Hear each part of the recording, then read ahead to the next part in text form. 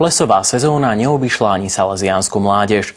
Ples v Dolnom Kubíne bol ale čímsi výnimočným. Stal sa prvou a zatiaľ jedinou neformálnou akciou určenou všetkým, ktorí chodili alebo stále chodia na misie do rôznych krajín cez občianske združenie Savio. Hudba, jedlo a tom bola základom každého plesu. Dolnokubínsky ples bol však výnimočný tým, že sa na ňom poprvýkrát zišli misijní dobrovoľníci z celého Slovenska.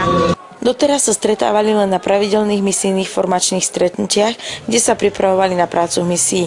Myšlienka zorganizovať ples prišla od samotných mladých misionárov. Tak nás napadlo, že čo keby sme sa stretli nielen raz za rok na misijnej púti, ktorá bývala v Starých horách, ale že by sme sa mohli nejak stretnúť a spolu sa zabaviť. Sami sme cítili, že chýba niečo také neformálne, nejaká taká jednoducho zábava, kde sme sa tak lepšie poznali, lebo v podstate každý ročník je iný a tie ročníky medzi sebou sa nepoznajú. Ani dobrovoľníci, čo chodia na Ukrajinu s dobrovoľníkmi, ja neviem, z Angoly, z Kene, zo Sudánu. Vlastne toto je taká jedinečná akcia. Na prvý pohľad sú to obyčajní mladí, ktorí sa radi zabávajú.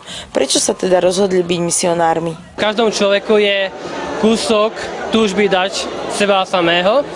Tak vlastne preto som sa rozhodol takto obetovať čas svojho života. Ja som sa stal misijným dobrovoľníkom práve preto, lebo som mal veľa darov od Boha a chcel som ich niekam dať ďalej. Oslovila ma Majka Sisová a povedala mi o tejto ponuke a možnosti ísť na Ukrajinu a hrať sa s deťmi a šíriť dobro ďalej.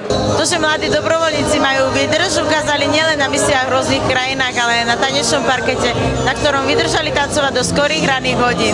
Z Dolného Kubína pre salesiansky magazín Marcela Kršková.